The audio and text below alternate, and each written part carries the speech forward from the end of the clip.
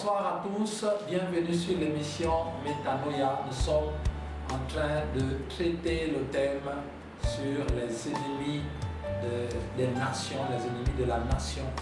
Et aujourd'hui, nous voyons un ennemi redoutable également et qui attaque l'être humain. C'est pourquoi partagez autour de vous, partagez le live parce que nous avons besoin d'entendre la parole de Dieu, la parole qui peut sauver nos âmes. Parce que nous avons besoin d'être totalement délivrés, transformés. Gloire à Dieu pour ces moments. Je crois que cette parole va toucher quelqu'un, va délivrer quelqu'un en ce moment.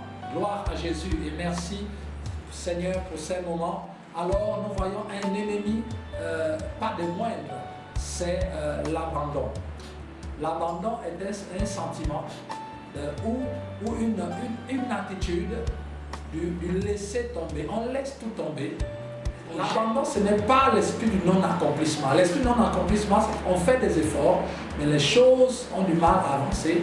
Mais l'abandon, c'est un sentiment à l'intérieur de nous qui nous pousse à abandonner. Et je sais que un jour, d'une manière ou d'une autre, nous tous qui écoutons cette parole ce soir, nous avons déjà abandonné une fois quelque chose, que ce soit un projet structurant, un projet sentimental, un projet financier, un projet, voilà, toutes sortes de projets. Nous avons un jour abandonné quelque chose.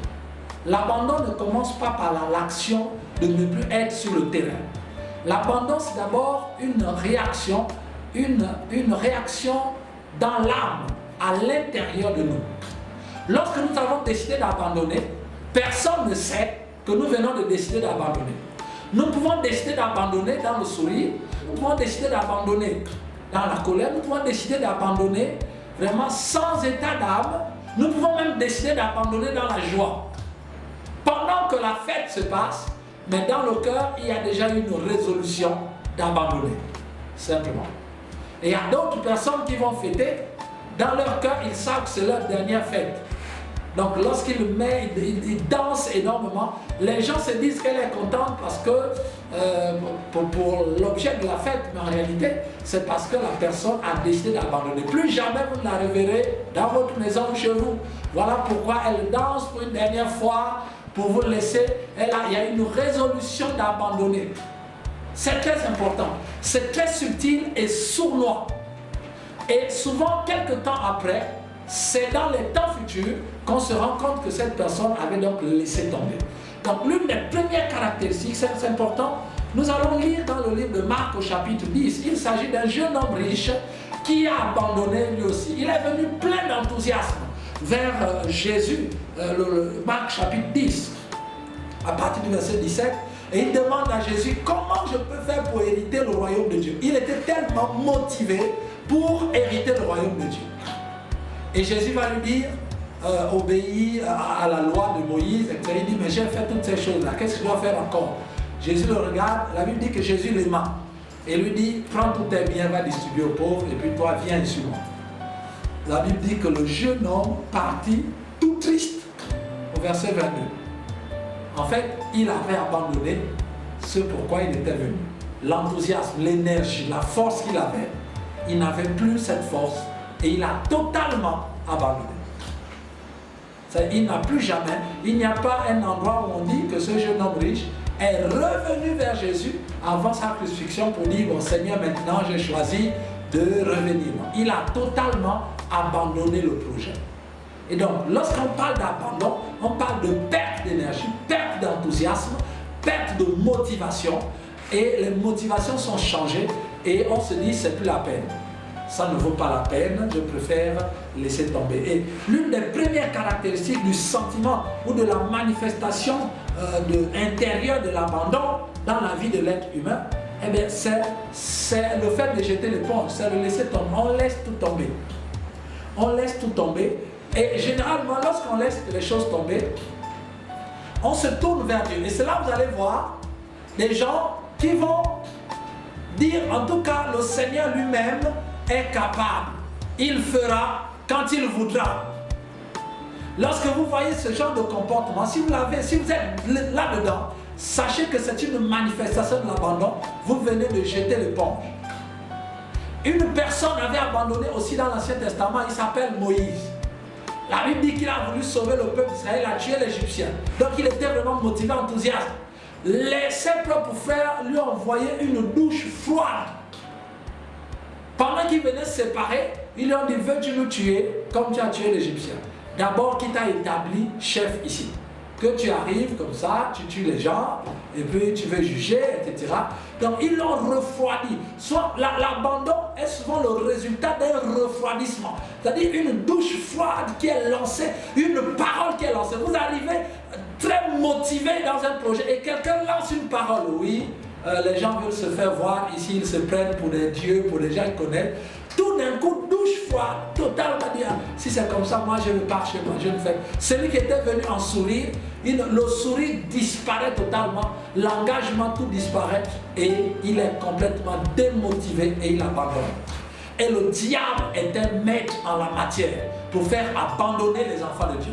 Voilà pourquoi tu ne dois pas abandonner. Vous ne devez pas abandonner. Lorsque Dieu vous a dit de faire quelque chose, n'abandonnez jamais. Parce que Dieu est avec vous. Il a dit, il sera avec nous tous les jours jusqu'à la fin du monde. Ce que sa bouche a dit, sa main l'accomplit. Ne laissez pas le diable mettre dans votre âme le sentiment d'abandon qui va détruire l'enthousiasme et l'énergie de l'accomplissement de la chose pour laquelle on a été motivé. Frère, c'est très important. Ici, il ne s'agit pas des ennemis qui combattent en face de nous ou hors de nous. Il s'agit ici des ennemis qui combattent à l'intérieur de nous. Donc c'est beaucoup plus subtil. C'est pourquoi nous avons besoin de comprendre l'évangile. Heureusement pour Moïse que Dieu l'a récupéré à temps. Mais Dieu l'a récupéré, ils avaient déjà fait plus de 30 ans en plus. Au lieu d'être délivrés à 400 ans, ils ont été délivrés à 430 ans. Voyez-vous. Le sentiment d'abandon nous amène à prolonger, à rallonger les délais de l'exaucement de Dieu, du changement. Les délais du changement sont relancés par l'abandon.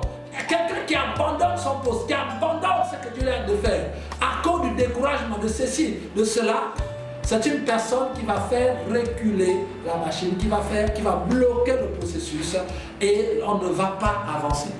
Dieu seul sait combien de personnes sont démotivées et ont abandonné, ont un sentiment d'abandon dans leur cœur, que ce soit au niveau de l'administration, que ce soit au niveau du secteur privé, au niveau familial, au niveau ecclésiastique. L'abandon en train de fouetter en ce moment spirituellement les êtres humains et les Gabonais pour nous amener à abandonner totalement, à ne plus poser des actions positives qui vont amener les changements de tout genre et qui vont nous amener à faire l'œuvre de Dieu. Car nous ne pouvons pas faire l'œuvre de Dieu sans passion, sans enthousiasme, sans la joie. Or, le sentiment d'abandon vient pour détruire tout cela. C'est pourquoi je pense que je n'ai même pas besoin d'ajouter beaucoup d'arguments. Vous-même, vous en êtes témoin. Vous avez été un jour victime de ce sentiment d'abandon. Et lorsque nous abandonnons, en fait, le diable n'a plus rien d'autre à faire, puisqu'il n'y a plus d'adversaire. L'adversaire a décidé lui-même d'abandonner. Et c'est ça le plus grand piège. C'est pourquoi nous ne devions pas laisser tomber. Et les phrases telles que vous savez, moi je ne prie plus pour ça, Dieu fera quand il voudra. Voilà les manifestations du sentiment d'abandon. Quelqu'un qui n'abandonne pas, c'est quelqu'un qui continue de prier. Jésus a dit que nous devions prier comme la veuve qui est allée voir le juge unique. Elle n'a jamais cessé de réclamer justice. Alors, quand tu as la foi, tu dois toujours prier. Si tu abandonnes la prière, c'est que le sentiment d'abandon envahit ton cœur et tu as totalement laissé tomber. Parce que Dieu ne va pas faire ce qui est de notre responsabilité. Dieu fait les choses qui sont de sa responsabilité. Mais ce qui est de notre responsabilité, Dieu ne le fera pas. Si tu ne prends pas des bidons, pour ceux qui n'ont pas à aller puiser de l'eau, si tu ne prends pas de l'argent, aller acheter le pain, Dieu ne le fera pas, même si Dieu t'a donné des milliards. Mais Dieu n'ira pas acheter le pain, c'est de ta responsabilité. Nous confondons toutes choses. Notre responsabilité, c'est de prier. La responsabilité de Dieu, c'est d'exaucer. Notre responsabilité, c'est d'agir dans les limites de notre sphère d'influence. Donc lorsque les chrétiens disent ou les gens disent de toutes les façons, nous allons aller prier, le Seigneur va agir. Est-ce que la situation pour laquelle tu vas aller prier, est-ce que la solution c'est prier? Auquel cas, ta prière serait la manifestation du sentiment d'abandon. Là où tu as autorité, là où tu dois déployer ton potentiel, là où tu dois donner ton avis, là où tu dois te manifester pour faire avancer les choses, tu dois le faire parce que Dieu est avec toi. N'abandonne pas, ne va pas prier pour quelque chose qui émane de ta responsabilité. C'est le sentiment d'abandon. Et souvent on le fait passer pour une sagesse spirituelle, pour une révélation, pour de la maturité spirituelle. Ce n'est pas de la maturité spirituelle que d'abandonner tes sujets de prière en disant que Dieu fera quand il voudra. Non. Ça montre bien que tu as abandonné. Et si tu as abandonné, ça veut dire que la nature, comme nous le disons toujours, a horreur du vide. Si tu abandonnes, alors Satan viendra régner. C'est important que nous comprenions ce soir. Et souvent, l'une des réactions du sentiment d'abandon, c'est ce qu'on entend souvent, de dire nous ne pouvons plus rien faire. Notre temps est passé. Notre temps est passé. Ce sont maintenant nos enfants. Ce sont nos enfants. C'est la prochaine génération qui pourra faire quoi? Quelque chose. Qui pourra changer quelque chose. Nous ne pouvons plus rien. Ça, ce n'est pas de la sagesse. Encore moins de l'intelligence. C'est de l'abandon. Comment pouvez-vous dire que les générations futures vont le faire alors que vous êtes encore bien vivants? Comment voulez-vous donner la responsabilité sur vos enfants alors que c'est vous qui êtes en âge adulte, donc en âge de façonner la société? Comment veux-tu laisser la société dans un tel état en disant mes enfants, donc donner la responsabilité aux petits-enfants qui ont 5 ans, que ce sera à eux de changer? Qui t'a dit qu'eux, ils auront la capacité de changer? Si déjà toi qui as été bien éduqué, tu n'as pas changé quoi que ce soit, ce n'est pas les enfants qui vont changer, parce que les enfants vont calquer, ils vont copier sur le comportement des parents. Si les parents ont eu un sentiment d'abandon, ont été peureux, les enfants le seront aussi. Donc dire que les générations futures, c'est à eux de changer la nation, ça c'est faux, c'est la manifestation du sentiment d'abandon. C'est nous, c'est toi et moi qui avons la responsabilité de notre génération. Gloire à Dieu. Et la parole de Dieu nous dit une génération s'en va, une génération s'en vient. Il y a des générations, Dieu agit par génération. Donc les mots qui arrivent dans notre génération aujourd'hui, ce n'est pas nos enfants qui vont régler cela. Parce qu'à leur tour, à leur génération, il y aura des problèmes, des difficultés, des défis liés à leur génération. Donc c'est un mal que de dire, nous laissons aux nouvelles générations, aux futures générations de faire. Le laisser tomber aussi se manifeste par le manque d'information. Même pas le manque d'information, plutôt vraiment ce comportement où vraiment que l'information importe peu, ça ne nous dit rien, on ne fait rien pour chercher l'information. Les gens ne sont pas informés, même les chrétiens ne sont pas informés. On ne lit pas la Bible, on ne cherche pas l'information du ciel. Comment voulez-vous que nous puissions influencer sans l'information? Quelqu'un a dit un jour que lorsque nous manquons d'informations, que le manque d'information nous déforme. Quelqu'un qui manque d'informations, qui ne veut pas s'informer, cette personne est déformée. Et il disait que la présence d'information dans la vie de l'être humain transforme la personne. Donc le manque d'information nous déforme et la présence d'information nous transforme. On ne peut revendiquer que les choses pour lesquelles nous sommes au courant. Que ce soit, on ne peut prier que pour les choses pour lesquelles nous sommes au courant. Si nous n'avons pas l'information, nous aurons du mal. Or, l'information, c'est l'acquisition des connaissances. Or, aujourd'hui, nous avons des chrétiens qui vivent sur l'essentiel. L'essentiel est que j'ai mon petit boulot pour gérer ma petite famille, avoir mon bout de pain. Donc, tout est petit.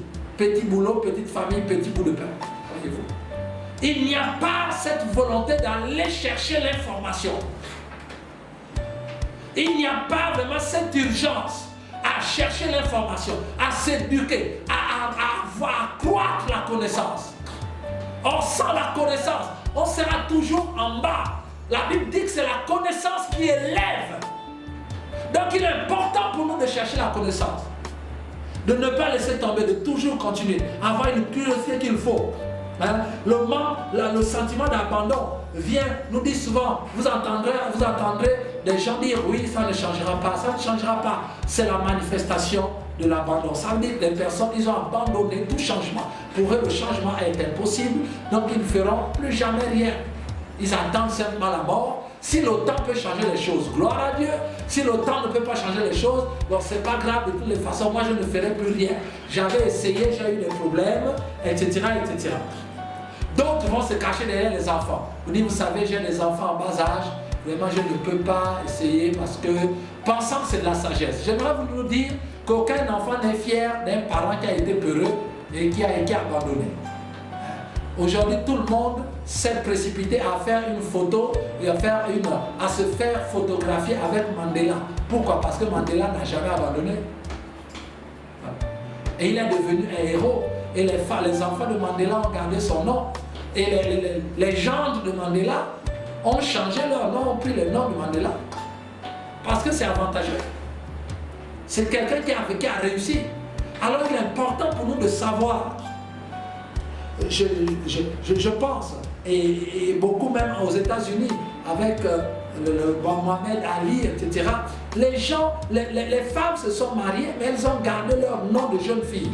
Parce que c'est un nom qui parle, c'est un nom qui ouvre le port. Parce que leurs parents ont été des combattants, ils n'ont pas eu peur, ils n'ont pas abandonné et ils ont eu la victoire. Et le monde entier les acclame. Un tel nom, on ne peut pas le perdre. On ne peut pas enlever Mandela pour mettre femme de Umono, Msavou, non, ça ne porte pas. Mandela, ça porte. Voyez? Pourquoi? Parce qu'il n'a pas abandonné. Donc, dire que je ne fais rien à cause de mes enfants, sinon, mais les enfants, quand ils seront grands, ils auront honte de nous. Ils auront honte de nous. Les enfants sont beaucoup plus fiers d'avoir des martyrs, d'avoir des gens qui ont bougé, que d'avoir des parents qui ont fui devant tout. Voyez? Donc c'est très important à comprendre. Ça sont les manifestations du fait de jeter l'éponge, de laisser tomber, etc. Vous avez une autre manifestation, c'est celle qui dit qu'on va encore faire comment. Et dans le langage des Gabonais, et même des chrétiens, on va encore faire comment. Mais comment on va encore faire comment? On va faire quelque chose. Il y a toujours quelque chose à faire. Dire qu'on va encore faire comment, c'est accepter tout ce qui n'est pas bon et laisser le diable détruire notre être. Vous avez aussi des manifestations, des raisonnements tels que lorsque vous dites mais c'est pas normal qu'il y ait telle chose, telle mauvaise chose.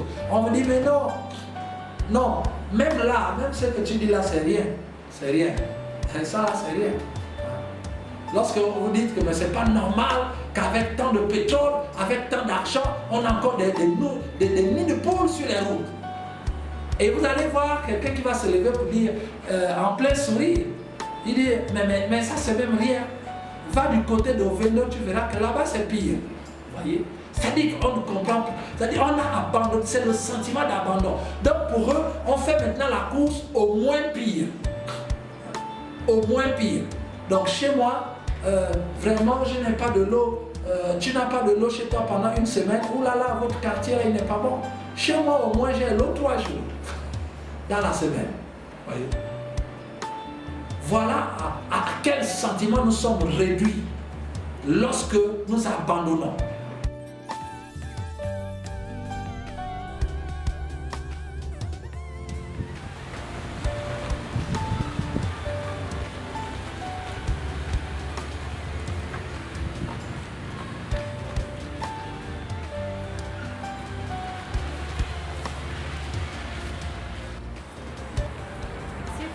Oh, comment tu vas? Oh, ça fait longtemps. Oh, mais ça, tu deviens quoi, Sephora? Comment tu vas? Ça fait longtemps. Je vais bien, je suis là, on se bat au... La force. Ça, puis Toi, on se le bat. devant de Mata, tu nous avais tué quoi. Ah. Non, mais je suis contente de te voir. Vraiment, je suis contente de te voir. C'est comment? Tu deviens, tu fais quoi maintenant? Ah, si c'est pour ça là, franchement, je subis, je t'assure, je subis.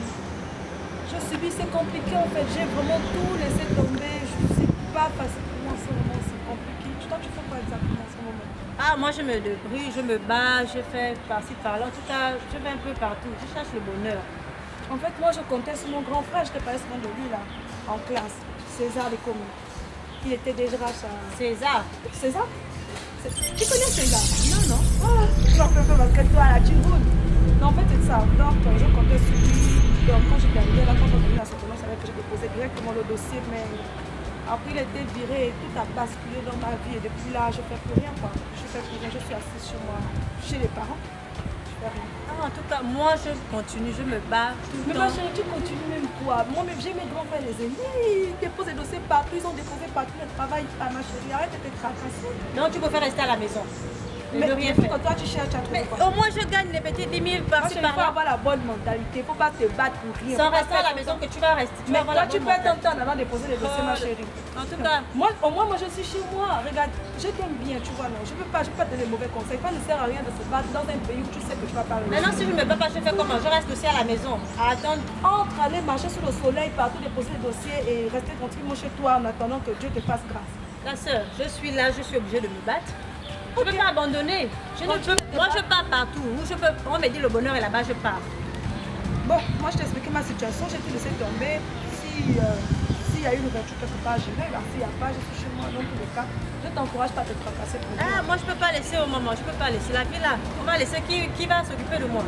Mais quand tu te bats là, tu fais quoi exactement? Je vais de gauche à droite. Là où je peux trouver un petit travail, je fais. Toi qui pompais souvent beaucoup en classe, là, j'espère que tu ça. n'as pas fait de mauvaises choses. Oh, Hein? laisse ça. Vous, on vous connaît. Hein? On vous connaît. Toi, là, je te connais. Continue à rester à la maison, tu vas désespérer. Moi, je continue. Tu vas abandonner. Ne Tu chamaillons fais pas comment? pour ça. On connaît le pays. Arrête de vouloir me convaincre. C'est moi qui peux te convaincre. Parce que Jamais. c'est moi qui parce que connais je les ne peux pas réalités. abandonner. Ok? Je ne peux pas. En tout cas, bon, à la prochaine. Ok, bon. Tu prends mon numéro? D'accord. Bien, monsieur Nicolo, Oui, monsieur. j'ai remarqué que vous êtes devenu très absentéiste et vous êtes le réputé des Super Gabon maintenant. Vu votre ancienneté dans l'entreprise, je me posais bien des questions, d'où ma convocation ici hors du bureau. Qu'est-ce qui ne va pas, monsieur Nicolo? Pourquoi toutes ces absences? Ah, merci, monsieur. Voilà, comme vous avez dit tantôt, actuellement, je passe par une phase très difficile au niveau de l'entreprise, monsieur. Oui. Je suis très découragé, je frise même la langue. Découragé par moi, monsieur Nicolo? Par le fonctionnement de l'entreprise, monsieur. Oui, et qu'est-ce qui ne va pas? J'ai constaté qu'il y a trop d'injustice, monsieur. Il y a trop d'injustice au niveau de l'entreprise. C'est un peu cela qui m'emmène, comme vous avez vu, à avoir l'attitude. Mais monsieur Nicolo, vous ne pouvez pas réclamer les mêmes privilèges que des personnes qui font plus de travail que vous. Votre rendement dans l'entreprise n'est pas la même, monsieur Nicolo. Monsieur, comme vous êtes en train de dire, je ne sais pas combien de fois j'ai travaillé. Combien de fois j'ai travaillé, j'ai fait des heures supplémentaires. Et je me monsieur. demande même, monsieur Nicolo, est-ce qu'en mon absence, vous êtes allé au travail? Est-ce que vous avez pris acte? Est-ce que vous avez pris connaissance également de tous les dossiers que j'ai laissés en cours, monsieur Nicolo? Qui gérait même les dossiers? Est-ce que Simona est restée à les gérer seule? Ou bien vous avez pris connaissance? Est-ce que vous avez rempli votre fonction, monsieur Nicolo? Le dernier dossier, vous m'avez demandé, j'ai eu à récupérer auprès de madame Simona. Ah, donc vous y étiez quand même. Oui, j'ai été. Ok. Et où est-il ce dossier? Le dossier, je ne l'ai pas traité. Je l'ai pas traité. Monsieur Nicolo, vous êtes quand même un ancien de Super Gabon. Je pouvais compter sur vous, monsieur Nicolo. Bon, ok, qu'à cela ne tienne, nous ne sommes pas très en retard. Ils nous ont accordé un délai supplémentaire et pour cela, j'aimerais également vous demander, je vais saisir l'occasion, est-ce qu'on peut compter sur vous? Sinon, au nom de Super Gabon, en fait, on peut encore compter sur vous pour relancer ce dossier d'ici 1 à 2 semaines. Ah, monsieur, la réponse est difficile. Monsieur Nicolo. Ah, je n'ai plus assez de force. Je ne pense pas.